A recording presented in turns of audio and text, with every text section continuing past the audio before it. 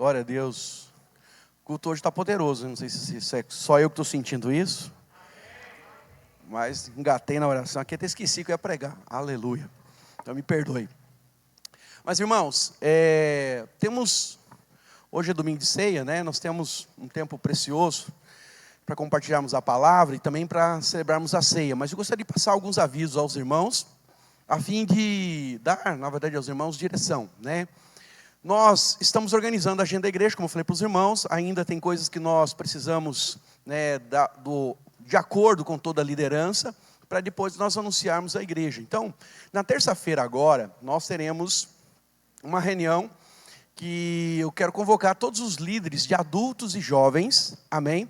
Então, líderes de adultos e jovens, as irmãs têm um discipulado à parte, né? Mas os adultos e jovens estarão comigo. Então, se você é líder de célula, se você é discipulador, você está convidado a estar conosco, né? 8 horas da noite, acho que vai ser na minha sala ali em cima, e nós vamos fazer uma reunião, onde nós queremos fazer um planejamento agora do semestre. Nós vamos estabelecer uma agenda, tem algumas coisas que estão no nosso coração, e aí eu queria colocar isso na mesa, ouvir os irmãos, para que a gente possa chegar no final da reunião com uma direção para a igreja. Amém? Fala para o seu irmão aí, se o seu líder está perto, ele fala, 8 horas da noite. Amém? Irmãos, nós temos uma tradição que nessa semana, né, vamos deixar isso para a próxima semana, ok? Que é a nossa oração. Pelo menos aquilo que foi me passado, né, pelos obreiros, é que nós tínhamos sempre nas segundas-feiras um momento de oração, correto? Amém? Nós vamos jogar isso então para a semana que vem, porque amanhã, né, eu vou ter uma reunião também com o presbitério, onde eu preciso acertar esses detalhes para na terça-feira chegar com as coisas já definidas e só esboçar para os líderes, e aí eles pontuarem aquilo que eles acham viável ou não, e com isso a gente, né, fazer ali o de acordo, vamos dizer assim, do planejamento da igreja. Amém? Então, a verdade é que nós teremos, fora essa segunda, não agora, na próxima semana, às 8 horas, das 8 às 9, será sempre na primeira semana, mas dessa vez a gente vai deixar para a semana que vem. Amém? Das 8 às 9 é um tempo de oração que nós vamos estar juntos aqui. Amém, irmãos? E aí é aberto para os líderes, é aberto para os discipuladores, é aberto para os obreiros, mas principalmente para toda a igreja. Eu quero começar um movimento de oração aqui com os irmãos, assim que a gente fechar a agenda, fechar as coisas de direção, nós vamos começar a fazer um movimento de oração, porque tem algumas coisas que eu entendo que nós precisamos orar, para que os céus possam também nos corresponder naquilo que é o nosso desejo, o nosso intento. Tenho falado sobre oração, tenho falado de fé aos domingos com os irmãos, mas nós vamos colocar isso em ação a partir de agora, amém? Então, né, tem coisas que nós vamos começar a orar. Por exemplo, eu gostaria que nós tivéssemos uma bateria, amém? Os irmãos acham que é viável ou não? Né, gostaria de melhorar a questão da projeção. Né, tem coisas que nós precisamos fazer nos kids, precisamos melhorar a questão do berçário. Né, tem coisas que nós precisamos mexer na questão da estrutura. Tem treinamento que nós vamos fazer. Então, tudo isso passa pela oração, amém? Deus tem que nos dar novos líderes também, né, para as nossas células, né, porque nós sonhamos com multiplicação. Logo vai começar a turma de cursão, a turma de CTL, e eu preciso que nós oremos para que os nossos alunos, né, os irmãos que não fizeram ainda, aqueles que fizeram e gostariam de refazer o curso, pudessem estar conosco. Então tudo começa pela oração, amém? Onde nós oramos, nós percebemos que o Senhor abençoa, dá efeito, né, e principalmente faz a coisa prosperar. Então, tudo iniciamos no Senhor. Então, cursão, CTL, né, a questão do anjo da guarda, o treinamento, né, tudo nós vamos nesse semestre começar a treinar a igreja, para que nós possamos nos preparar para a grande e abundante colheita que virá. Amém? Hoje nós estamos aí, né, com presença de culto mais ou menos de 135 pessoas, mas eu declaro em Jesus que daqui a pouco, irmãos, seremos 300, 500, 600, 1000, amém? Então, aquilo que os irmãos já viveram lá atrás, os mais velhos, né, comentam, né? Nós iremos viver isso em uma medida duplicada, triplicada, quadriplicada em nome de Jesus. Mas tudo isso passa com servos de Deus, homens de Deus como eu e você, que aprende a ouvir ao Senhor, ouvimos o povo e em concordância nós andamos na direção que Deus tem para nós. Amém? Então, queria que você já marcasse na sua agenda, para segunda-feira que vem, você não marcar nada, é 1 hora de oração, das 8 até as 9. 9h05, eu garanto para você, você já está no carro, se for o caso, mas se você é um crente bom, você fica aqui batendo papo, né, vai embora lá por umas 10, né, porque a comunhão fica ativada aqui no final da oração, amém? Mas a verdade é que nós queremos que você venha orar conosco, então faça, né, esse sacrifício de louvor, prepara a sua agenda, porque nós vamos começar a orar na segunda-feira, e depois disso nós vamos criar alguns eventos. Tenho pensado uma semana, onde nós vamos, né, travar as células, e vamos vir todos os dias aqui para o prédio orar, né, para um derramar do Espírito, para um tempo de louvor, um tempo de intercessão, um tempo de nós impormos a mão, né, um na cabeça do outro aqui, ativarmos os nossos dons. Nós vamos ter um retiro, que eu estou pensando, né, estou aqui com o presbitério conversando sobre isso, né, sobre nós fazemos um retiro para toda a igreja, agora no mês de agosto, né, se não der para fazer o retiro, porque depende da questão do custo, quero fazer uma coisa, um preço bem baixo, para que todos possam ir, né, e não tenham dificuldade, porque às vezes não é só a pessoa que vai, às vezes é ela, a esposa, o filho, adolescente, mais o outro, né, então, tem os irmãos que eles estão enchendo a terra sozinhos, né, e aí tem todos esses aí, precisam também da nossa misericórdia, amém? Então, Deus vai dar o recurso, mas se não der para fazer o retiro, nós vamos fazer uma conferência, né? Mas não é uma conferência para o DF, vai ser uma conferência para a igreja local. Porque tem coisas que eu quero que você ouça, que certamente vai alinhar o nosso coração, vai trazer sobre nós unidade, vai trazer sobre nós propósito, vai formar a nossa identidade. E aí, irmãos, nós vamos começar a correr o semestre, porque grandes coisas o Senhor tem preparado para cada um de nós. Amém? O seu ministério não será pequeno, Deus usará você como um farol nessa cidade, né? Nós cremos nos ramos da videira se espalhando por todo o DF, e isso vai ser uma grande bênção, amém? Então, se prepara, fala para o seu irmão, puxa o cinto aí que o negócio vai andar, amém? Eu acho que é isso, aleluia. Tem mais algum aviso, alguma coisa? Não, né? É isso. Irmãos, tem alguém, eu sei que tem um especial, né? Não quero nem constranger ele. O irmão, na verdade, que eu já cumprimentei, que chegou aqui, nem precisa se manifestar. Mas, por acaso, fora, na verdade, o irmão Fábio, existe, na verdade, alguém aqui que está nos visitando pela primeira vez? Só faz um aceno aqui, só para mim, né, ficar feliz com a sua vida, aleluia, glória a Deus. Tem outros que estão nos visitando aí, segunda, terceira vez, aleluia, glória a Deus. Então, quem está aí ao lado, só estende a mão, pergunta o nome, abençoa a vida dele aí, amém? Não precisa ficar de pé, né? Não vou constranger você, mas eu quero que você não passe desapercebido. E deixa eu falar algo ao seu coração, né? Você é importante para nós queremos não apenas ser uma igreja, né, no sentido institucional, nós queremos ser uma família em nome de Jesus. Então que o Senhor possa fazer com que você se sinta bem em nosso meio, mas principalmente aquilo que você precisar de nós queremos como igreja, como pastores, como os obreiros, discipuladores, queremos servir a sua vida, a sua família, a sua casa, em nome de Jesus. Amém?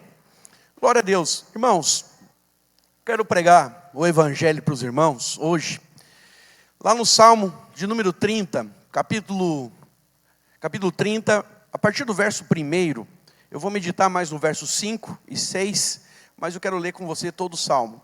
Então, se puder abrir sua Bíblia comigo, se puder projetar também.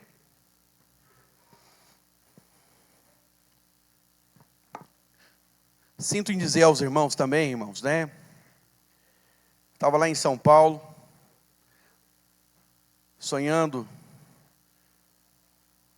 com a igreja, nós íamos começar uma igreja do zero, né, antes de sermos enviados para cá. E a verdade é que eu vi, na verdade, um irmão abençoado, próspero, né, e ele acabou comentando, né, num culto, ele estava fazendo lá, falou, irmãos, né, é o ano da restituição, mas eu quero dizer para os irmãos que eu sou tão abençoado, tão próspero, né, que eu não sei, na verdade, se no meu ministério, se na minha família, na minha casa, tem algo para restituir. Eu ouvi aquilo, né? A gente fica feliz, né? Porque Deus tem feito muito na vida da pessoa. Mas, para ser bem sincero, né? Ele lidera, na verdade, uma rede. E eu penso, né, que nós, como igreja, se nós fôssemos tão abençoados, como esse irmão é abençoado, eu acho que pelo menos nós temos que orar pela restituição de líderes. Amém? Porque tem muita gente preciosa, que já pertenceu a esse rebanho, e que hoje não está nem conosco, porque se está no reino, encaixado, essa pedra está numa casa, né, de Deus aí, né, nós ficamos felizes. Mas às vezes tem irmãos, né, que eles se perderam.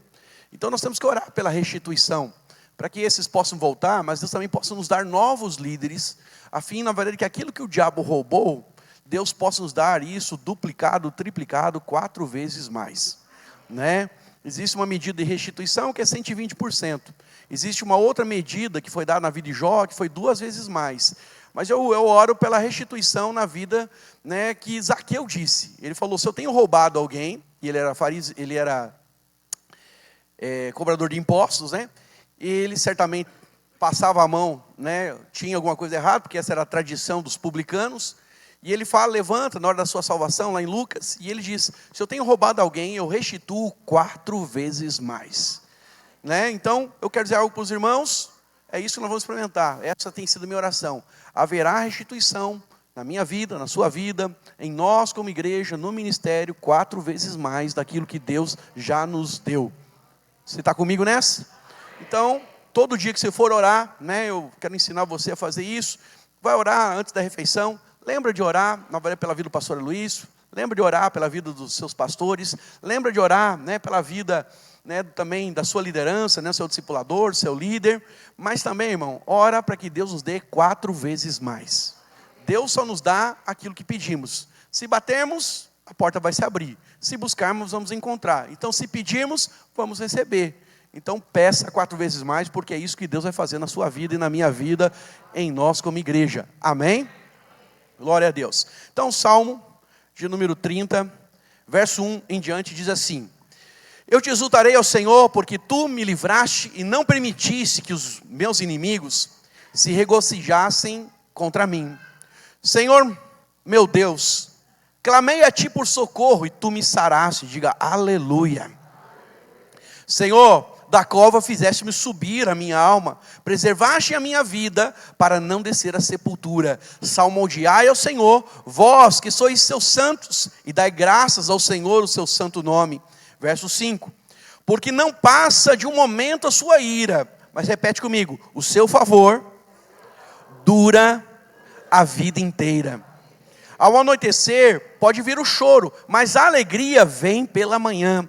Quanto a mim, dizia eu na minha prosperidade, jamais serei abalado. Amém, irmãos? É interessante pensarmos, né, que o salmista, ele não tem a plena revelação da graça que nós temos, porque Cristo ainda não tinha vindo. Mas ele mesmo fala, né, ele conhecia o coração de Deus. E todo aquele que conhece o coração de Deus, o caráter de Deus, independente se ele está na lei, se ele está na graça, ele tem a certeza, sim, a ira do Senhor pode durar um tempo, né? É momentâneo, mas o seu favor dura uma vida inteira. Levanta a sua mão e fala assim, eu tenho favor sobre a minha vida. Amém, irmãos?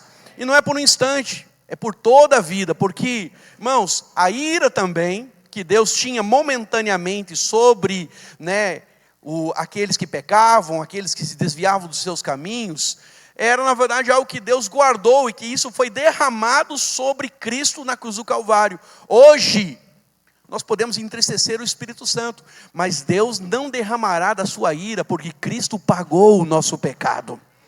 Amém, irmãos? Então hoje, como nós cantamos e como está em Hebreus, nós podemos nos aproximar diante do Senhor, né, por um novo e vivo caminho. Hebreus diz que esse foi um caminho trilhado de sangue, e para nós foi aberto então agora o Santo dos Santos, e nós agora temos paz com Deus. Aleluia, irmão. Então, não temos que temer a Deus. Eu gosto de John Piper, né, que é um pastor americano, e ele fala uma coisa interessante, que você serve a um Deus bem-humorado. Deus, na verdade, não está mais bravo no céu com a sua igreja. Deus não está bravo mais com você, né, que foi tomado pelo sangue do Cordeiro, porque já foi pago. Agora você pode se aproximar diante de Deus e ter certeza que Ele é um Deus bem-humorado. quando nós desconfiamos do caráter de Deus, quando nós desconfiamos se Deus, Ele é bom, perfeitamente bom, certamente nós podemos muitas vezes ter medo de orar, porque vai que Deus está naquele dia mal-humorado, vai que Deus lembra do meu pecado. Irmãos, Deus não lembra mais do seu pecado, você foi justificado. A palavra justificação é um termo jurídico, do meio jurídico, que quer dizer inocentado.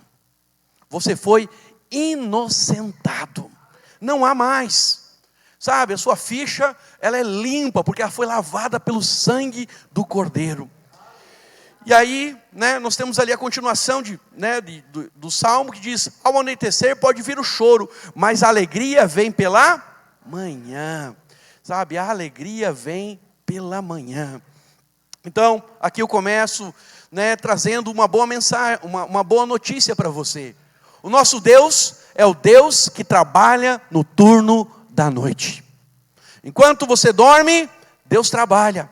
Por mais que você muitas vezes pense, que as coisas estão caóticas na vida, circunstâncias saem do seu controle, e você aí tem medo, porque você está ali preocupado, com as finanças, está preocupado com a questão da saúde, existe um laudo médico, existe a questão das incertezas da economia, do que será o seu futuro, às vezes você está passando uma crise no seu casamento. Quer dizer para você, Deus ainda está no trono, por mais que você não veja, creia, Ele governa a sua vida. Então, talvez aqui entre nós, há pessoas que já tiveram uma noite inteira, em claro, preocupados com algo que precisavam resolver no dia seguinte. Outras andam ansiosas, com medo da morte, na expectativa de algo ruim acontecer. E olha para cá, presta atenção. Jó, ele diz, depois que ele é assaltado por Satanás, diz: o mal que eu temia, esse me sobreveio. Irmãos, nós não cremos que o nosso pensamento tem o poder de atrair as coisas. Mas nós sabemos, irmãos, que se nós não declararmos, não falarmos em fé, sabe, sim, coisas ruins podem acontecer na nossa vida. É por isso que nós oramos, é por isso que nós intercedemos, é por isso que nós profetizamos, é por isso que nós confessamos a palavra, a fim do quê? De alinhar, sabe, alinhar o nosso propósito, a fim de conquistarmos aquilo que Deus tem para nós. Então muitas pessoas, elas não oram, e elas ficam imaginando o pior, e porque ficam imaginando o pior, elas se tornam pessoas ansiosas. E olha, presta atenção, a ansiedade, o mal deste século, ansiedade e depressão, nada mais é do que excesso de ser.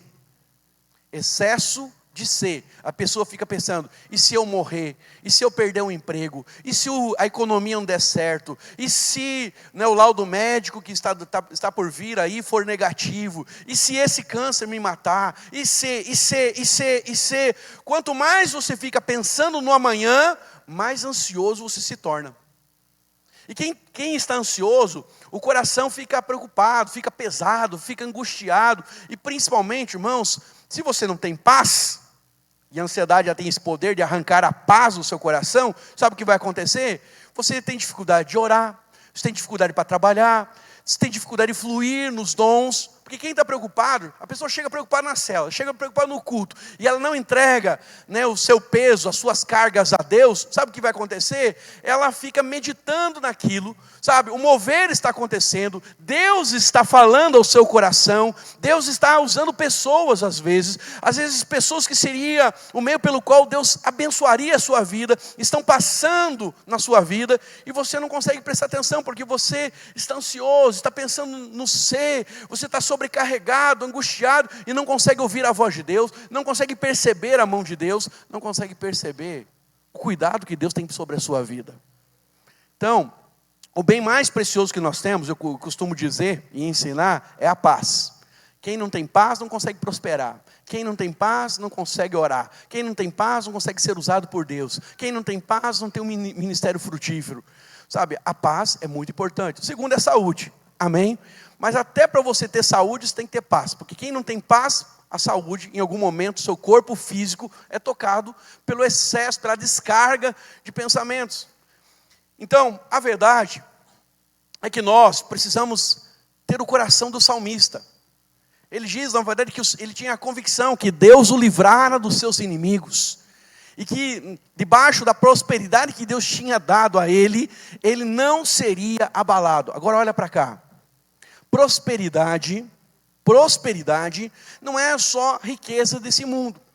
A palavra prosperidade, né, no hebraico e no grego, ela é uma palavra que transcende o entendimento de ser uma área. Ela é holística, ela toca todas as áreas da sua vida. Ou seja, quando Deus te dá prosperidade, a sua alma prospera, seus relacionamentos são tocados, seus sentimentos são tocados, sua mentalidade é tocada. Com isso, irmãos, vai aparecer nas finanças, vai aparecer no casamento, vai aparecer nos negócios. Então, primeiro, precisamos entender que a prosperidade não é algo só financeiro, é algo maior do que isso. É onde Deus toca todas as áreas da sua vida, e você vai ter vigor, você vai ter força, você vai ter sabedoria, você vai ter unção. Amém? Amém?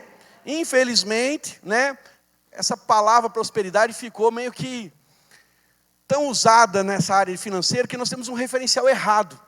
Mas eu também diria para você que prosperidade, quando fala no sentido, né, de nós vemos Deus acrescentar, ela é exatamente isso. Prosperidade é crescer naquilo que se tem. Amém? Então vou usar o obreiro Paulo, né, como um exemplo aqui, rapidinho, mas é só um exemplo. Mas o Paulo chegou, não sei a vida dele, tá, irmãos? Mas chegou bêbado, batia na Érica, é um exemplo, é um testemunho. Batia na Érica, fazia na verdade, né, jogava no tigrinho, né, fumava, bebia, e aí ele teve um encontro com Jesus, Deus liberta ele. Só o fato de Deus libertar, ele já não tem os mesmos problemas, agora ele tem paz, amém? Já é uma medida de prosperidade. Aí como ele fumava e gastava com um monte de coisa na verdade errada, a verdade é que agora ele começa também a prosperar. Prospera ou não prospera, irmão? Né? Gastava com bagunça, agora esse dinheiro fica em casa. Agora quer arrumar a casa, agora pensa num carro, pensa na verdade em produzir, investir na esposa, né? Pagar salão para ela toda semana, pagar um spa, aleluia, fala Érica, eu recebo, né? A prosperidade é também crescer naquilo que se tem. Fala comigo, prosperidade é crescer naquilo que se tem. Aí o sofá do nosso obreiro, né, ele era aquele sofá rasgado, sujo, né, com xixi de cachorro, aquela coisa, na verdade, debulhada. Aí, irmãos, como ele começou a prosperar, ele vai lá, fala uma loja boa de sofá aqui na cidade. Atlântida, Casabel, né? Aí ele vai na Casabel, compra um sofá lá, sei lá quanto que é o sofá, mas pensa comigo, 5 mil reais. Barato tá caro de sofá? Tá barato? Lá tá barato, né? 15 mil reais, né? Aí o que acontece? Aí ele tinha um fogão, presta atenção, ele tinha um fogão, e o fogão era aquele velhinho que tinha 2 orelhas, sabe? Que a vovó colocava o búrico, o coador e colocava ali no fogão. Sabe aquele fogão que tinha uma orelhinha de Dumbo, né? E aí ele troca e compra um Electrolux, né, de R$1.500, negócio de vidro, cromado, que faz grill. O fogão falta só conversar, né? Então, quando você olha para a vida dele, depois de alguns anos, você percebe que o Paulo cresceu.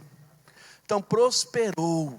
Então, o que é prosperidade? Fala comigo, prosperidade é crescer naquilo que se tem. Amém? Então, é impossível você andar com Deus e não prosperar. Muitos pensam que, eu não sou próspero. Mano, olha para trás, olha quem era o Hermes há 5 anos atrás e quem é o Hermes hoje. Olha quem era a Eva há 20 anos atrás e vê na verdade quem é a Eva hoje. Você vai perceber que Deus foi mudando, Deus foi acrescentando. Então isso é prosperidade. Amém? Prosperidade não é ser rico. Que você seja, em nome de Jesus, amém? Mas a verdade é que você precisa entender o cuidado de Deus. Então quando nós vemos Davi, né, o salmista aqui, falha a memória se foi Davi ou não que escreveu o salmo, mas o salmista, ele fala aqui claramente, né, que a prosperidade jamais seria abalada porque ele confiava no Senhor. Então o segredo de você ver Deus tocar em todas as áreas da sua vida está relacionado diretamente quando você aprende a ter Deus como seu refúgio, como seu cuidador. Amém? Mas é impossível também passar nessa vida, e nós, irmãos, não temos dias, melhor dizendo, noites, onde o medo vai nos visitar. Quando chega a noite, muitas vezes nós somos açoitados por pensamentos de morte, pensamentos de derrota, nos debruçamos sobre os problemas que enfrentamos no dia a dia, achamos até mesmo que eles não têm solução. Então, a boa notícia, irmãos, é que o salmista diz para nós aqui, claramente, que o choro pode durar uma noite, mas a alegria vem pela manhã. Infelizmente, nós vivemos num mundo caído. E falando de um mundo caído, nem tudo é justo. Irmãos, se esperarmos justiça nesse mundo, você vai ter decepção. Tem muito crente que está amargo porque ele espera, meu chefe foi injusto comigo. Eu dou o dízimo, eu sou certinho, eu não falo palavrão, eu vou para a igreja todo domingo, eu estou lá servindo nos kids, eu estou fazendo isso, estou fazendo aquilo. Então, sabe, primeiro, as suas obras você faz em louvor ao Senhor, você não troca com Deus. Segundo, você não mede o amor de Deus porque as coisas estão indo certo na sua vida ou não. Terceiro e mais importante, entenda, você vive num mundo injusto. Às vezes seu pastor vai ser injusto, às vezes seu líder vai ser injusto, às vezes seu marido vai ser injusto, às vezes seu chefe vai ser injusto. Esse mundo é injusto. As pessoas não vão reconhecer tudo que você faz, as pessoas vão esquecer de você, as pessoas podem usar você, mas a parte mais importante, irmãos, é que a sua fé, ela está baseada no Senhor. Você confia nele. Ele é o seu justificador. É Ele que cuida de você. As pessoas não fizeram certo, as pessoas agiram errado comigo. Irmão, quem é o seu dono? Quem é o soberano? Quem é, na verdade, o seu pai? Não é Deus? Então, deixa que Deus vai te recompensar. Deixa que Deus vai fazer justiça. E aí, não sei, mas sinto no Espírito, talvez esteja falando para alguém aqui. Há muitos anos atrás, eu cuidei de vários homens. Quando eu falo cuidei, eu ganhei eles para Jesus, eu batizei essas pessoas, eu ordenei eles ao ministério, mas em algum momento esses irmãos me largaram. Eu fiquei muito chateado, fiquei triste, achei que fui traído, porque eu tinha expectativas. E aí, lá nas minhas dores, chorando diante do Senhor, né, eu falei para o Senhor, eu falei, Deus, por que isso aconteceu? Por que eles fizeram isso comigo? Aí Deus falou comigo lá no quarto, para quem você fez? Você fez para mim? Ou você fez para eles? Se você fez para eles, eles te devem. Mas se você fez para mim, deixa que eu vou te recompensar. Irmãos, Paulo diz, no Senhor o nosso trabalho não é vão. Deus vai recompensar cada um de nós, mas o nosso coração tem que estar nele. Eu sei que muitas vezes nós nos apegamos às pessoas, nós servimos e temos a expectativa com as pessoas, mas não é assim. Precisamos ter o coração de Deus. Deus faz pelos homens, mas os homens às vezes esquecem, viram as costas, fogem da sua presença, mas mesmo assim Deus continua amando, abençoando, de braços abertos, e se no dia que Ele clamar, Deus vai intervir. Assim tem que ser eu e você. Então, a verdade, irmãos, é que nós precisamos dormir em paz, entendendo o seguinte, que o guarda de Israel, como diz o Salmo, não dormitará. Ele guarda. Então quando você fica ansioso, tentando controlar as coisas, resolver as coisas, e quanto mais controlador você é, mais ansioso você se torna. Então, irmãos, entrega a direção da sua vida, confia no Senhor. Amém? Tem um cântico, eu pedi até para o Lucas, mas ele disse que não conhece, acho que eu estou ficando velho, né? E aí que diz assim, eu não vou cantar porque se eu cantar os irmãos vão embora, né? Mas a letra diz assim, não tenha sobre ti nenhum cuidado que seja, pois somente um seria muito para ti. Um trabalho, né? Ele está dizendo, um trabalho seria muito para ti. E aí ele termina com a parte que eu consigo cantar. É meu, somente meu, todo trabalho. É o que eu consigo, tá, irmão? Me perdoe. E o teu trabalho é descansar. Amém, irmãos? Então veja que coisa poderosa. Sabe, o cântico ensina, baseado na palavra, não tenha sobre ti nenhum cuidado que seja, porque apenas um trabalho seria muito para você. Qual que é o problema dessa geração, irmãos? São os ladrões de altar. Porque tem muito irmão que ele ora entregando o problema das finanças lá no altar. Senhor, está aqui, meu marido, está aqui, minhas finanças, está aqui, Senhor, né, a saúde da minha mãe, né, está aqui tal coisa. Passa 20 minutos, ele vai lá no altar, pega e ele diz, deixa que eu vou resolver, Senhor. E ele passa a meditar naquilo. Irmão, fala para o seu irmão, se você faz isso, você é um ladrão de altar. Fala para ele aí, fala aí, irmão. Entregou, está entregado, fala para ele. Entregou, está entregado, irmão. Descansa. Bate na coxa dele aí, né, se você puder, se tiver intimidade. Fala assim, descansa, irmão. Amém? Agora olha para cá. Lá em Gênesis 14, nós encontramos Abraão tendo uma grande vitória. Ele, seus 318 homens, eles haviam vencido o exército de quatro reis. Algo incrível, sensacional aconteceu. Na volta para casa, ele encontra, após a batalha, ele encontra Melquisedeque, que veio ao seu encontro com pão e vinho. E ali, então, ele abençoa Abraão, em nome do Deus Altíssimo, e Abraão, cheio de gratidão, a palavra fala, ele entregou o dízimo, e também, na verdade, agradece. Faz uma aliança. Então, Abraão era um crente que, sabe, estava no fim da conferência. Pensa comigo, você vai na conferência e sai da conferência cheio de fé.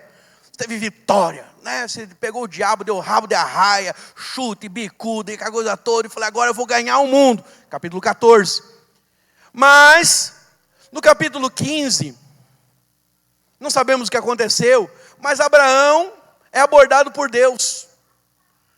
Diz o texto, na verdade, que Deus fala com ele, chama ele, e aí ele começa a falar, Senhor, tu sabes, né? Eu sei que o Senhor vai cumprir a sua promessa, e o meu herdeiro é o meu servo Eliezer, meu mordomo Eliezer. E aí, naquele momento, o Senhor diz a ele, não temas, Abraão, eu sou o seu escudo, o teu galardão será sobremodo grande. Só que interessante é pensar, e você às vezes não medita no texto, às vezes você não pega isso. No 14, ele teve uma grande vitória. 318 venceram 4 reis com seu exército. No capítulo 15, Deus tem que se apresentar para ele dizendo assim, não temas. Irmão, às vezes você tem vitórias extraordinárias, poderosas, em áreas da sua vida. Mas no dia seguinte, a noite chega e você desanima. Você tem medo de algo. Então, há 2 coisas que nós precisamos aqui nos atentar. A primeira é que Abraão estava com medo e o Senhor só lhe diz, não tenha medo. Não sei se você chegou aqui nessa noite com medo de algo. Talvez você esteja passando por dificuldades, por problemas, mas a boa notícia é que o Senhor está dizendo, não temas. Eu sou o teu escudo, eu sou a tua recompensa, e o seu galardão será sobremodo grande. A Bíblia diz lá no verso de número 6, que Abraão creu, e isso foi imputado como justiça. Depois que Deus diz isso para ele, ele crê. E porque ele creu, isso foi imputado como justiça. Então, ele torna-se o pai da fé. Até hoje, sabemos que Abraão é o pai da fé por causa desse texto, do verso 6, que diz que ele creu, e isso foi imputado como justiça. Irmãos, se você crê que Deus é seu escudo, que Ele é a sua recompensa, você será justificado no dia da batalha. Em outras palavras, não importa o que se levanta contra você, não importa qual seja o desafio que você está passando, Deus não precisa nem de um percentual, grande ou pequeno, para que Ele possa ter vitória. Há quem diga, né, que Deus precisa de 1% apenas. 1% apenas é o suficiente para que Deus faça um milagre. Não, irmãos, Deus, se tiver 0%, Ele age da mesma forma, porque Ele é o Deus que chama à existência as coisas que não são. Então, Deus só precisa de um homem, de uma mulher que creia. Creia que Ele pode fazer, creia que Ele pode restaurar, creia que Ele pode trazer à vida aquilo que estava morto. Então, a mesma forma aconteceu com Abraão. Abraão, ele falou, Senhor, eu sei que é o meu mordomo. Ele falou, não, é da sua descendência. E aí Deus chama Abraão para fora da tenda, né? E aí nós descobrimos que é de noite. E falou, quantas estrelas? Se você conseguir contar as estrelas, você vai conseguir contar a descendência que vai vir da tua semente, do ventre de Sara. Então, a visão, irmãos, que Deus dá a Abraão, era na verdade o escudo para que ele pudesse crer. Você precisa orar para que Deus abra os seus olhos, para que você também possa crer. Deus quer que você creia. Peça para Ele, Senhor, eu quero crer nas suas promessas. Irmãos, nós somos os homens e as mulheres que dizemos que confiamos na palavra, e que a palavra, né, a Bíblia, ela é a palavra de Deus. Mas muitos de nós não confiamos na nossa vida ao ponto de entregar totalmente todas as áreas, de andar pela palavra. Irmão, se a palavra está falando para você fazer, se a palavra está falando para você confiar, faça, porque o Senhor vai respaldar. Ele é o avalista. Você crê nisso? Então, hoje, nós somos filhos de Abraão. E a mesma promessa que estava sobre ele, nós podemos desfrutar também, a promessa de proteção. Então à noite, quando você estiver sob ataque, sem conseguir dormir, sentindo-se amedrontado, saiba que o Senhor, Ele é um escudo e poderá proteger você. Sabe, Jó, ele diz que ele recebia cânticos durante a noite. Está lá em Jó 35:10, diz assim, mas ninguém diz, 35:10, Jó 35:10, mas ninguém diz, onde está Deus, que me fez e que me inspira canções de louvor durante a noite? Aqui nós temos uma outra chave espiritual para você praticar, exercitar a sua fé. Irmão, está no meio da angústia? Está no meio da luta? Jó 35:10. Presta atenção, está no meio da luta, está no meio da batalha. Irmão, se fecha no seu quarto. Pastor, eu não consigo orar. Irmão, você tem YouTube, não tem YouTube? Tem Spotify, não sei qual que é o canal que você ouve o louvor. Mas pega algumas músicas e começa, na verdade, a adorar o Senhor à noite, de madrugada. Acordei 3 horas da manhã, acordei 4 horas da manhã. Irmão, põe o foninho, vai lá para o banheiro, senta no vaso, chora, mas ouve louvor, porque os louvores têm o poder de lembrar quem Deus é, lembrar do que Ele pode fazer, e alimentar a sua fé no dia mau. Então Jó disse que, sabe, durante a noite, ele tinha do Senhor cânticos que vinham ao seu coração. Então na palavra de Deus, a noite é um símbolo de lutas, de provações e tristeza. Está lá no Salmo 77, verso 6. Não vou ler. Mas a noite não é só um símbolo. Ela pode ser muito mais angustiante, até mesmo insônia. Quando eu passei por esse problema com os pastores, eles eram pastores de rede da igreja, né? Nossa igreja era grande, é grande lá em Curitiba. E a verdade é que eu fiquei com medo deles saírem, fiquei com medo, na verdade, né, de gerar uma confusão. Na verdade, existia uma celeuma entre eles lá. Eu estava vendido na situação, não conseguia falar, porque os irmãos estavam tudo magoados um com o outro. E eu pensei comigo, falei, agora deu. Se esses homens desistirem da fé, se eles saírem da igreja, se Deus não fizer algo, estabelecer a paz aqui, nós vamos ter problema. E aí, o excesso de ser toma o coração. E se a igreja acabar? E se todo mundo abandonar? E se não sei o quê? E se fulano sair? E se não sei o quê? E se? Irmãos, aquilo começou a tomar o meu coração ao ponto de eu desenvolver síndrome do pânico. Por 24 dias, eu fui diagnosticado com síndrome do pânico. Dava 5 horas da tarde, minha mão começava a suar. O coração começava a bater. Eu tinha um Apple Watch na época, o coraçãozinho já começava lá para 112, 120, 125, 128. Parecia que eu estava correndo na esteira. E aí, irmãos, foram 24 dias. No começo, minha esposa, digníssima, amada, abençoada, Ela foi uma boa enfermeira, ela vinha, orava, ela falava as coisas para mim, né? Mas como eu ficava andando a noite inteira em casa e não conseguia dormir, meu coração acelerado, começou a irritar ela. E ela falou, deixa de frescura, tu é homem, né? E eu também achava no começo, para ser bem sincero, que alguém que tem depressão, alguém que tem pânico, alguém que tem ansiedade, né? Excesso de ansiedade, tem essas doenças da alma. Falar, cara, eu pensava na minha juventude, né? Isso é coisa de gente fraca. Irmãos, só quem passa sabe. O diabo só precisa conseguir colocar na sua mente uma seta, um dado inflamado. Lembra? De Efésios 6, nós temos que orar, né, e apagar com o escudo da fé. O escudo da fé é a palavra, os dados inflamados. Aquilo veio na minha mente e eu deixei aquilo prosperar, crescer. E aí o que aconteceu, irmãos?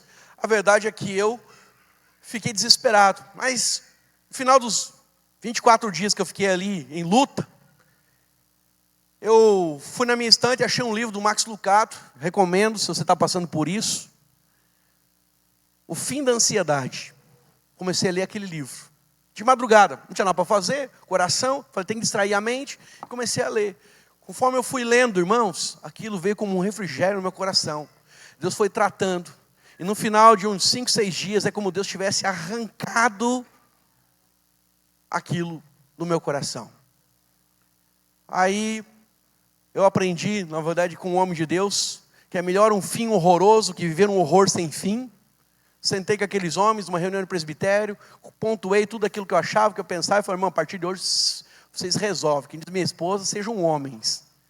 E aí falei para eles, e aí graças a Deus as coisas mudaram o ambiente da igreja, e a coisa se resolveu, e o fim que eu temia não veio. Você vai entender? Às vezes, nós, na verdade, não entendemos que Deus está conosco nas madrugadas. Então, quando eu busquei o Senhor, quando eu orei ao Senhor, Deus providenciou um livro, que foi o remédio pelo qual Deus tratou, na verdade, com aquilo que eu estava sentindo. Então, as noites, elas costumam ser severas, nós sofremos de insônia, é um momento onde sentimos medo, depressão. Mas quando nós, irmãos, lembramos que a solução está no Senhor, que Ele está no trono, que Ele guarda a nossa vida, que Ele não deixará nada acontecer fora do seu controle, o que vai acontecer comigo e com você? Cuidado. Vamos desfrutar do cuidado dEle. Deixa eu falar algo para você. Eu sei que talvez na sua mente, na minha mente no passado isso ocupou. Nós pensamos que nós somos amados, ou a nossa história tem a ver com o nosso nível de frutificação. Quantas pessoas ganhamos para Jesus, quantas pessoas nós apacentamos, o tamanho da igreja. Tudo isso, irmãos, é sim, na verdade, importante, mas ele está em segundo plano, porque em primeiro plano, Deus quer construir uma história de um relacionamento pessoal comigo e com você. Ele nos dá pessoas para cuidar, como o obreiro Paulo, para que eu possa orar mais. Aleluia. Né? A Érica nem disse amém, né? Mas a verdade em si, para que na verdade eu possa, ter uma história com o Senhor. Então, necessidades, às vezes acontecem, ou até mesmo são geradas pelo Senhor, para que nós possamos desfrutar dEle. Porque Ele quer que no final, eu e você, tenhamos uma história de confiança, de fé. E nessa vida, nós vamos passar por lutas, nós vamos passar por desafios. Mas entenda algo, Deus tem cuidado de nós e continuará a cuidar.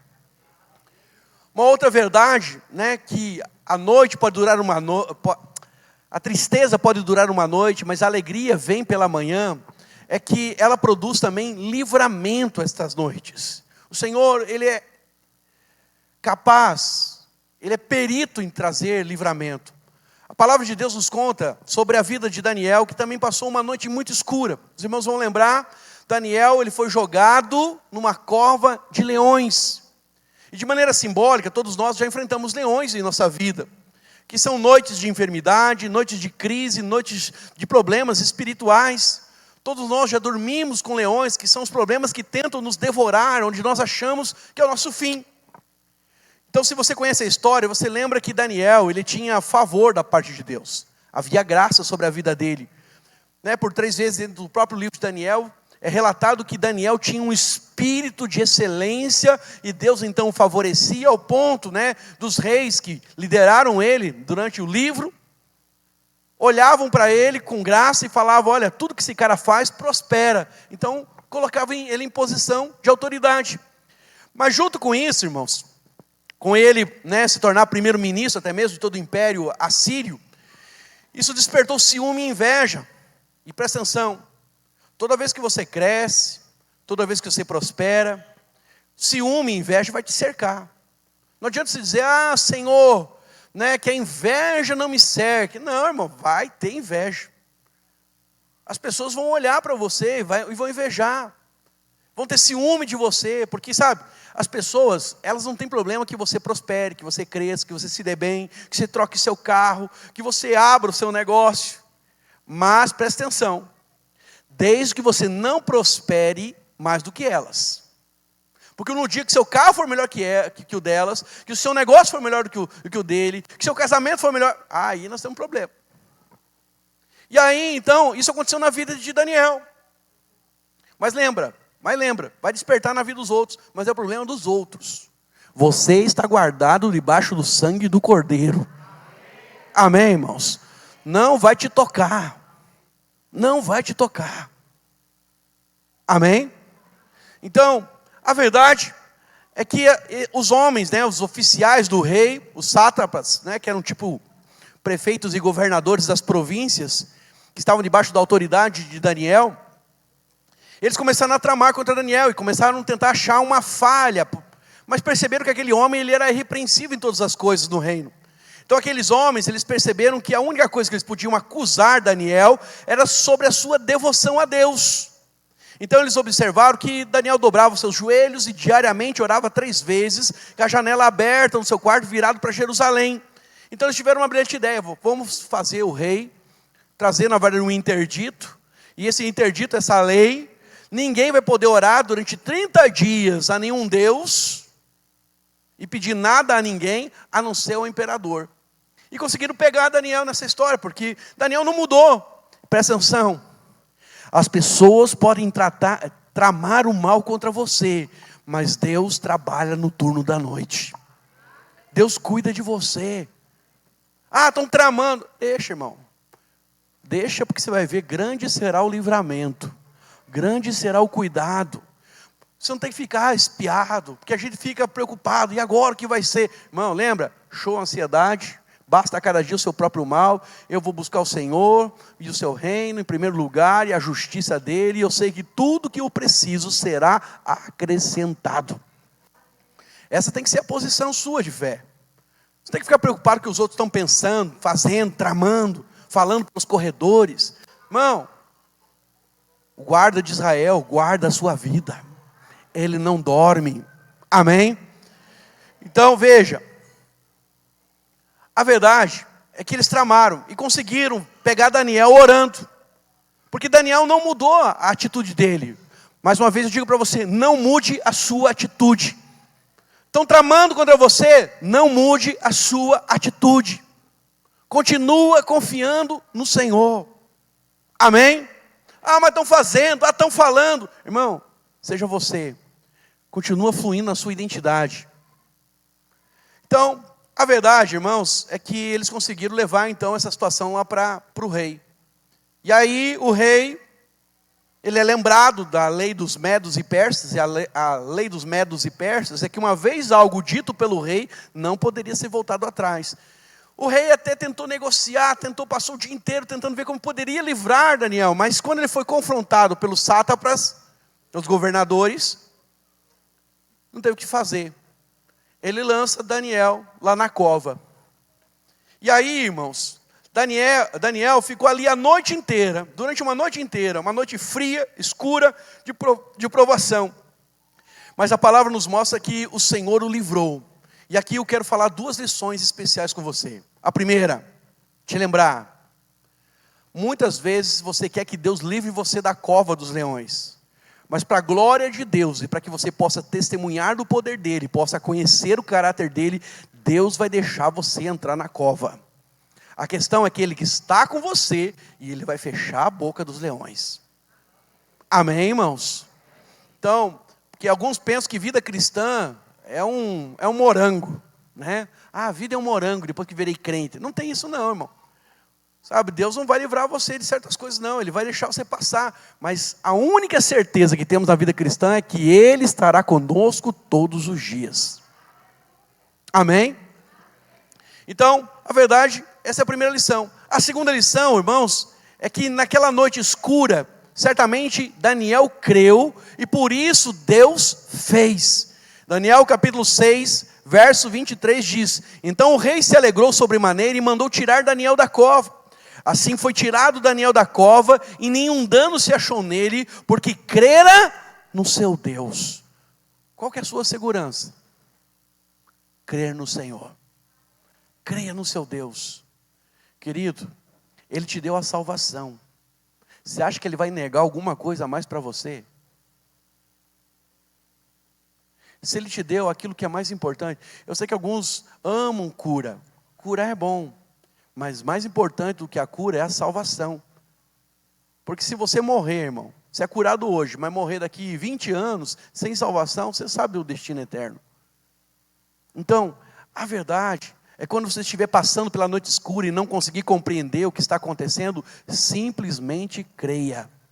No meio dos leões, sobre ameaças, sobre sofrimentos, lembre, o livramento do Senhor virá. Porque o que a palavra nos mostra aqui neste salmo, é que haverá livramento para nós se fizermos dele o nosso escudo. Então, eu diria para você, doença nenhuma vai te matar. Estão te perseguindo, não vão te fazer mal. Pode até fazer mal, mas Deus vai transformar o mal em bênção. Não foi assim que Ele fez na vida de José, é assim que Ele vai fazer na sua vida também. Então, o Salmo 16, mostra para nós e nos aconselha que durante a noite o Senhor também nos ensina. Então, que você possa entender que Deus cuida de você. Amém? Para encerrarmos, a noite, ela também traz provisão para nós. Nós não queremos passar pela noite escura. Mas existe um Deus que trabalha no turno da noite e que vai trazer provisão por meio daquilo que talvez aos nossos olhos possa aparentar ser uma desgraça, aparentar ser perda para nós. Então a maior parte dos salmos, ele foi escrito por Davi, no Salmo 127, foi escrito na verdade por Salomão. E aí, quando nós olhamos esse salmo que foi escrito por Salomão, Salomão diz lá no verso 2, 127, verso 2: Inútil vos será levantar de madrugada, repousar à tarde, comer pão que penosamente granjeastes. Aos seus amados ele dá enquanto dorme. Aos seus amados ele dá enquanto ele dorme. Grava isso no seu coração. Você é amado? Então, enquanto você está dormindo, enquanto você está descansando nele, lembra, Ele está produzindo provisão na sua vida. Então, em si mesmo, não há nada de errado em levantar de madrugada, dormir tarde, comer, na verdade, o pão, que nós estamos granjeando, estamos trabalhando. Mas se você está dormindo tarde, levantando de madrugada, porque está ansioso e não consegue dormir, e é esse pão que você está comendo, é um pão de dores, é um pão de angústia, eu diria para você, não é bom o que você está fazendo. Não é a forma como Deus quer construir uma história com você. Um pão ganho penosamente é um hebraísmo, uma forma literária, onde o salmista está dizendo que é um pão cheio de preocupação, de ansiedade, mas principalmente angústia. Então, angústia é algo que faz a sua vida ser pesada. Você perde o prazer pelas coisas mais simples da vida. Irmãos, comer na mesa com a sua família é algo que é bênção. Minha filha estava na escola, e ela estava falando esses dias, nesse tempo atrás, que estava lá com os amigos conversando. E daí ela falou, porque meu pai fez isso, porque meu pai aquilo. Daí uma amiga dela falou assim, nossa, que legal, você tem pai. Quando o seu coração está carregado, sobrecarregado, com várias preocupações, querendo muito, você perde a alegria naquilo que parece simples. Consegue entender? Então, você perde a alegria na família. Se perde a alegria em perceber que Deus tem abençoado você de forma tão poderosa, que às vezes você não enxerga. Aquilo que você às vezes, sabe, passa batido, que é natural para você, às vezes é tudo que o outro mais queria. Irmão, nós precisamos aprender a ser gratos. E a reconhecer o amor de Deus nas pequenas coisas. Mas quando nós estamos trabalhando, estamos obcecados por algo, queremos algo, né, ralando, e aquilo torna-se angustioso, falo para você, isso não é a vontade de Deus para a sua vida, você está vivendo a vida cristã de uma forma errada. É bom você ter, sabe, desejo pelas coisas, é bom você querer mais da parte do Senhor, mas é muito ruim quando esse querer torna-se uma obstinação, uma ganância que te tira a paz. Então, algo interessante desse salmo aqui, que ele foi escrito por Salomão. E Salomão, quando ele foi chamado, na verdade, né, quando ele foi apresentado no templo, está lá em 2 Samuel, capítulo 12, verso 25. Ele foi chamado por outro nome, né? Natã deu um outro nome. E até onde os próprios católicos, eles tiram, né, o nome de batismo, né? Existe um nome que seu pai dá e existe um nome de batismo. Esse texto é uma das referências que eles fazem, né, que eles têm. Então, a verdade é que está lá em 2 Samuel 12, 25, diz: Davi o entregou nas mãos do profeta Natã, e esse lhe chamou Jedidias, por amor do Senhor. O nome Jedidias significa amado do Senhor. Fala comigo, amado do Senhor. Então, amado do Senhor. E seu pai era Davi. O nome Davi no hebraico, né, ele tem a mesma raiz e significa amado. Então, duas verdades eu quero compartilhar com você aqui também. Primeiro, para você vencer o dia mal, vencer os gigantes, vencer os grandes inimigos da sua vida, você precisa lembrar que você é Davi. Davi significa amado. Irmão, você só consegue vencer gigantes se você sabe que você é amado. Na noite escura, você precisa lembrar que você é amado. Quem é amado, é guardado. Quem é amado, sabe que é amado, confia no seu Pai. Confia no Senhor. Jedidias significa amado do Senhor. E a segunda verdade é que se você quer edificar, que foi aquilo que Salomão fez, edificar a casa de Deus, você precisa lembrar claramente, todos os dias, que você é amado do Senhor. Porque lidar com pessoas não é fácil. É fácil ou é difícil, irmão? Tá aí os líderes, na verdade, sabem, porque as pessoas, elas são instáveis, as pessoas são volúveis. As pessoas, elas mudam de opinião. Num dia ela quer ganhar o mundo, no outro dia está querendo, na verdade, fugir de tudo. Então, para você edificar a casa de Deus, que são os irmãos, você precisa lembrar que você é amado do Senhor. Amado do Senhor. Ou seja, Ele te capacita, Ele é com você, Ele não deixará você na chapada, Ele vai com você, Ele te instrui, Ele te abençoa. Então, a palavra amado aqui é para vencer o inimigo e é para você vencer também na edificação da casa do Senhor, não desanimar. Então agora, muitas vezes nós ficamos pensando sobre esse ponto central aqui.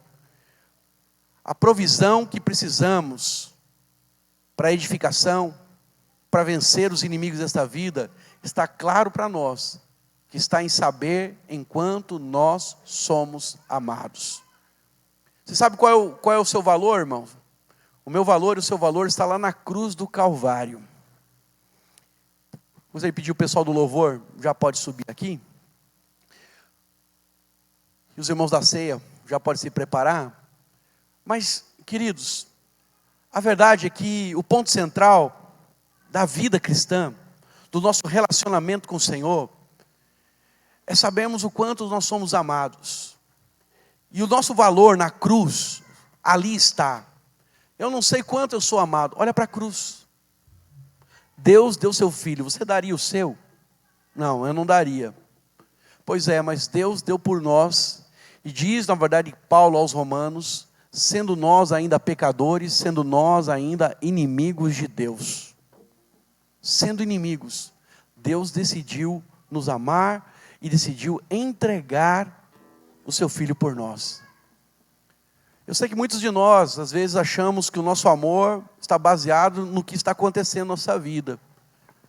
Você acha que Deus é contra você, você acha que Deus não te ama, porque as coisas não estão redondas, porque não há, aquilo que você sonha, aquilo que você idealiza, não está acontecendo ainda. Isso é muito ruim, quando você olhar para as circunstâncias para perceber o seu amor. Mas não faça isso. O diabo, ele quer te convencer que você não é amado. Olha para a cruz. Olha para Cristo. Olha por aquilo que Ele fez. E se Ele fez aquilo por você, Ele fará infinitamente coisas maiores. Porque Ele o ama. Amém, irmãos? Então nós precisamos ter o nosso coração totalmente conectados a essa verdade. Eu sei que muitos de nós ficamos perdidos diante da noite escura. Mas na noite escura é o dia de nós lembrarmos do Senhor. Ele não dorme, Ele trabalha por mim. Eu sou amado, Ele deu o seu Filho. Não importa o que as circunstâncias digam, mas eu sei que Ele está comigo. E pela manhã o Senhor me dará alegria. O mundo está em busca de felicidade. Nós, irmãos, temos alegria. E alegria não é um sentimento, alegria é uma pessoa. Quando você o conhece, há satisfação, há sentimento de significado. Cristo é isso. Cristo é a nossa alegria, é a razão da nossa existência. Uma vez que ouvimos a sua voz, nunca mais mudamos. Para eu pensar, irmão, você vem todo domingo aqui, alguém te dá dinheiro? Você vem todo domingo aqui? Não. Muito pelo contrário, você investe. Então o que te faz voltar todo domingo? É que um dia você ouviu a voz do Senhor, e isso mudou a sua história. Sabe, nós fomos tocados pelo poder de Deus. Isso fez com que a nossa vida se voltasse para Ele. Nossa prioridade não é jogo do Flamengo mais, no domingo à noite. Agora é o culto. Amém? Eu sei que tem uns que precisam amadurecer nisso, mas está crescendo. Mas presta atenção. Fala a Deus. Mas presta atenção. Um dia Deus te tocou e você foi atraído. Você está aqui para ouvir a história, ouvir novamente o Senhor. O que você quer num culto, irmãos? Você quer tocar em Deus, quer ser tocado. Você quer ouvir a voz de Deus. Todo domingo você vem nessa expectativa. Todo domingo você vem para cá, você vai para a célula, você reúne no discipulado. E Deus toca, às vezes de forma poderosa. Ou às vezes Ele te dá o arroz com feijão, que é o suficiente para amanhã você voltar. Mas entenda, Deus mudou a história de você, porque Ele tocou você com uma palavra. Agora, filho, agora que Ele te trouxe, se acha que Ele não quer te tocar ainda mais, se acha que Ele não quer se revelar ainda mais, mas você conhece isso aqui de Deus, mas Deus quer se revelar nessa dimensão aqui, se é que eu posso dizer para você que dimensão. Então, é importante pastorearmos, é importante discipularmos, é importante ganharmos pessoas, é importante nos reunirmos, mas a coisa mais importante da minha vida e da sua vida é termos uma história com Deus. E no dia mais escuro, é nesse dia que o Senhor vai se revelar. Os discípulos foram enviados pelo Senhor. O Senhor se despedia das multidões e mandou eles atravessarem. Pega o barco, atravessa, vamos passar para o outro lado. Enquanto Ele despedia das multidões, os discípulos entraram no barco e foram. Mas o vento, a tempestade se levantou, as ondas batiam contra o barco. Eles ficaram meio que aterrorizados, estavam remando algumas horas. E Jesus então sobe a montanha para orar, para ter um tempo com o Senhor. E diz o texto que lá de cima Ele viu os discípulos. Na quarta vigília, está lá no texto, depois você pode conferir. Na quarta vigília, o Senhor então vai na direção a eles. Sabe quando que é a quarta vigília? A quarta vigília é o último pedaço, vamos dizer assim, que os israelitas, eles dividiam a noite. Primeira vigília das 6 às 9. Segunda vigília das 9 à meia-noite. A terceira vigília da meia-noite às 3. Das 3 até as 6, quando era o mais escuro da noite. Nesse momento o Senhor vai até eles. E o Senhor vai andando sobre as águas. Quando eles veem um vulto de longe, eles falam, é um fantasma, eles ficam aterrorizados. Então Jesus diz, sou eu. Na versão em português. Na Vulgata e no original, o Senhor diz, eu sou. Eu sou, quer dizer o seguinte, tudo que você precisa, eu sou. Você precisa de cura? Eu sou a sua cura. Se precisa de prosperidade, eu sou a sua prosperidade. Você precisa de restauração no casamento? Pois é, eu sou a restauração. Você precisa de libertação? Pois é, eu sou aquele que quebra as cadeias e liberta e dá liberdade. Eu sou. Você precisa de vida? Ele é a vida. Então Jesus diz, sou eu, em português. No original, eu sou. E eles ficaram espantados, ao ponto de Pedro dizer, Senhor, se tu és, e você conhece a história. Mas a coisa mais interessante para mim, é que Jesus vai na quarta vigília. Por que ele não foi? Os caras estão enfrentando o vento, desde o momento que eles entram na água. E a coisa só foi piorando. Você consegue ver que é uma semelhança com a história de alguém aqui? Talvez essa seja a sua história. Pastor, por que Deus intervém agora e a coisa só está piorando, mas até agora não estou vendo a mão do Senhor? Tenha certeza, o seu Deus trabalha no turno da noite. Segunda certeza, se não acabou o que você está passando, porque não é o fim. Ele vai entrar no seu barco, ele virá. Você só precisa crer. Amém? Então, naquele momento, Jesus manda o vento se acalmar, ele fala ao vento, fala ao mar, e tudo se acalma e há abundante bonança. Mas o que Jesus queria com aquele milagre? Apenas revelar que ele era tudo o que eles precisavam. Irmãos, a nossa vida, em algum momento, vai desembocar nessa verdade, e por ela você precisa andar, que ele é tudo que você precisa. Alguns querem joias, outros querem dinheiro, outros querem sucesso, outros querem ver uma família abençoada, outros querem ver fartura, outros querem ver saúde. Não sei o que você está buscando, mas o que você precisa entender, compreender, é que Deus é tudo o que você precisa. As demais coisas Ele vai acrescentar, mas a essência é isso.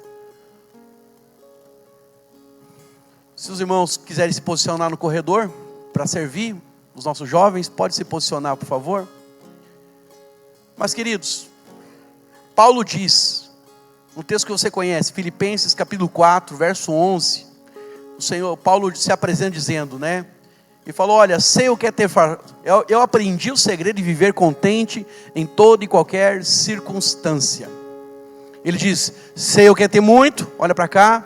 Sei o que é ter muito, sei o que é ter pouco. Sei o que é ter fartura, sei o que é passar necessidade. Mas eu aprendi o segredo de viver contente em toda e qualquer circunstância. Aí ele continua dizendo no verso 13, mas posso todas as coisas naquele que me... Ou seja, se eu estiver desempregado, eu continuo servindo Deus. Se eu tenho fartura, eu sirvo a Deus. Se as coisas estão acontecendo, né, na minha vida, só coisa boa, eu sirvo a Deus. Mas se a coisa não está indo bem, eu continuo servindo a Deus. Essa tem que ser a sua fé. Porque nesse momento, irmãos, nada terá o poder de te abalar. E é nesse momento que você vai desfrutar do Senhor em toda e qualquer circunstância. Amém? Então, sabendo disso, nós vamos cantar um cântico, vamos servir a ceia e juntos vamos celebrar aquilo que Cristo fez e aquilo que Ele fará por nós. Amém? Assentado mesmo, nós vamos cantar e vamos adorar o Senhor.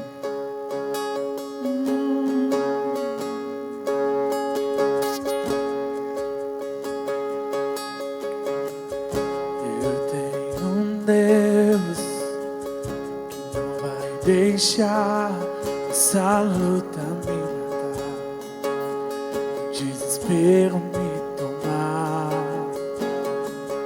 Por mais expressão que seja. Se você sabe, cante. Situação, o controle ainda está na palma de tuas mãos. Você pode declarar: choro dura uma noite, mas a alegria ela vem pela manhã.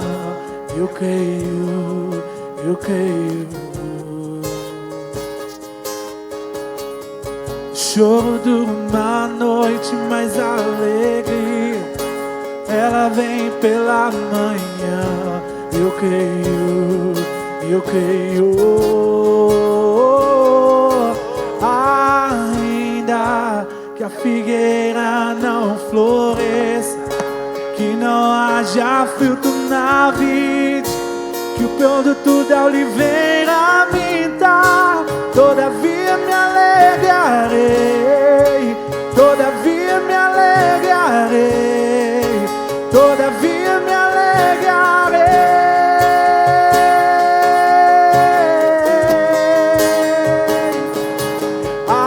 Ainda que a figueira não floresça, que não haja fruto na vide, que o produto da oliveira minta, todavia me alegrarei, todavia me alegrarei, todavia me alegrarei.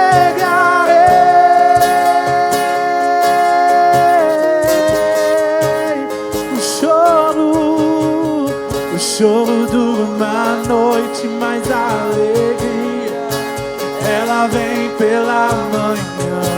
Eu creio, eu creio. O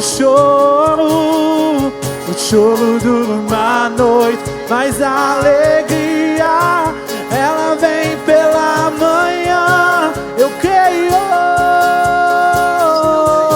Erga suas mãos e diga: ainda que a figueira não floresça, que não haja fruto na vide, que o produto da oliveira minta, todavia me alegrarei, todavia me alegrarei, todavia me alegrarei,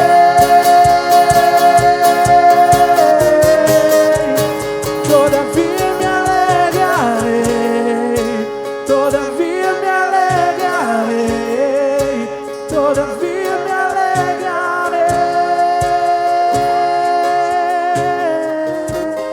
Você pode declarar isso? Ainda que a figueira não floresça, que não haja fruto na vide, que o produto da oliveira minta, todavia me alegrarei, todavia me alegrarei, todavia me alegrarei.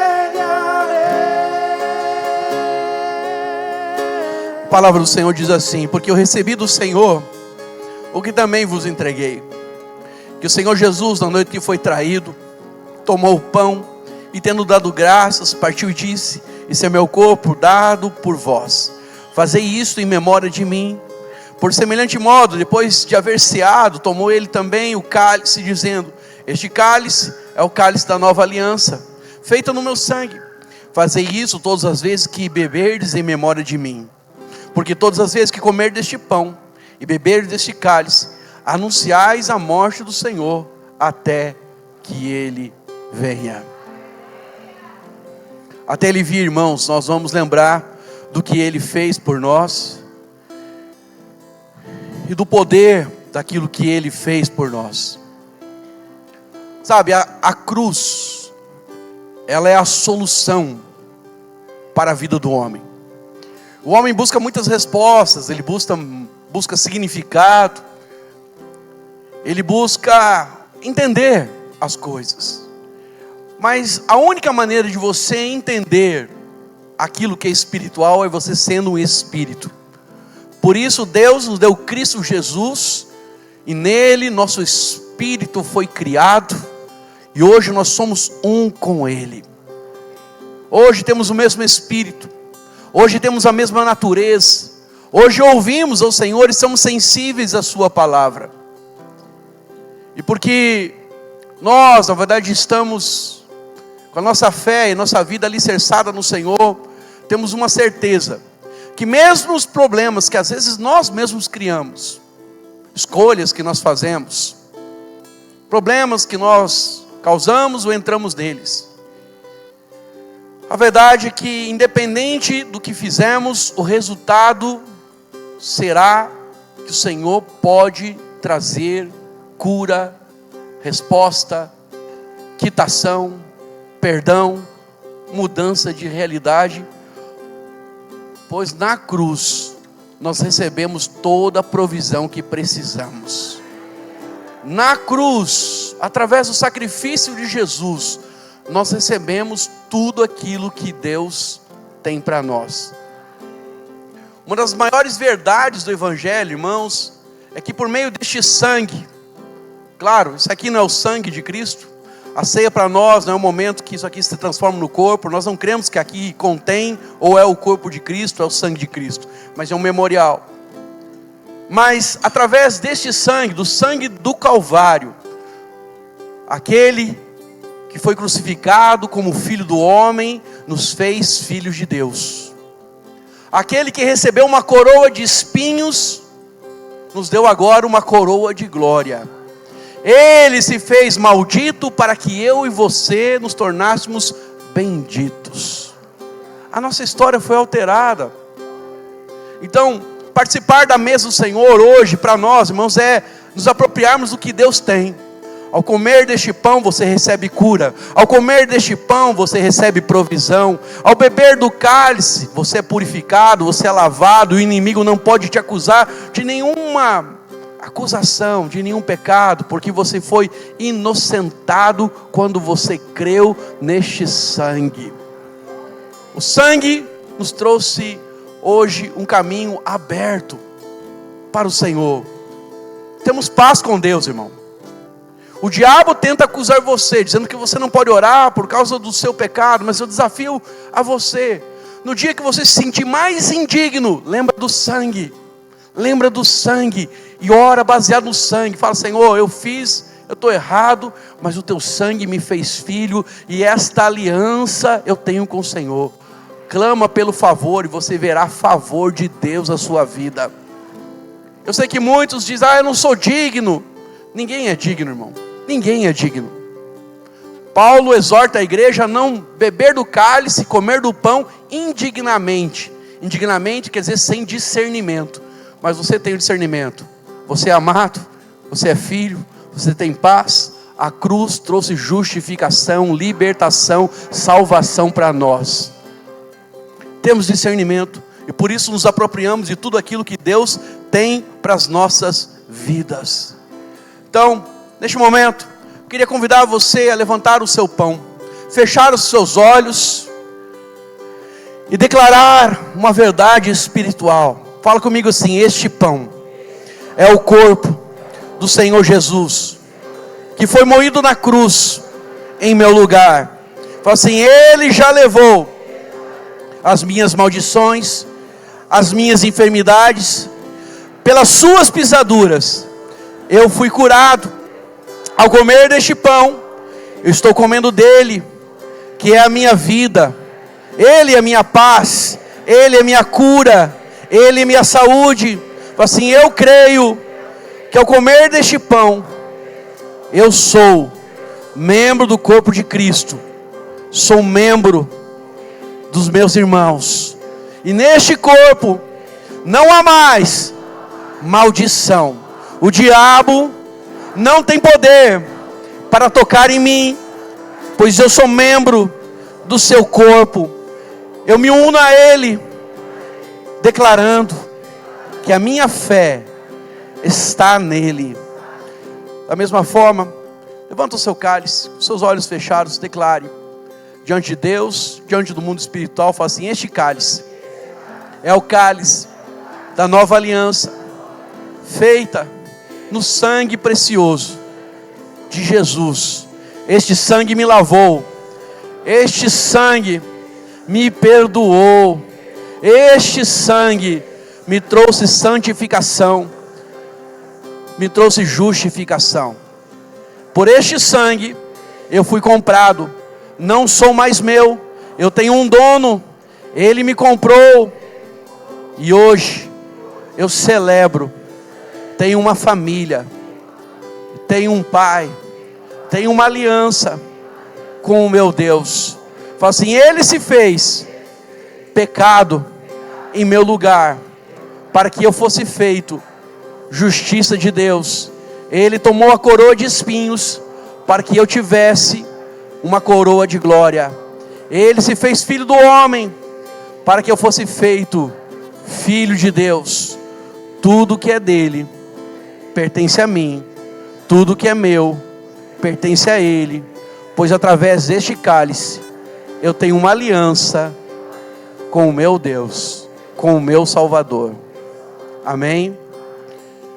Juntos vamos comer do pão, beber do cálice. Se você quiser trocar o seu cálice com alguém e orar por essa pessoa, você pode fazê-lo.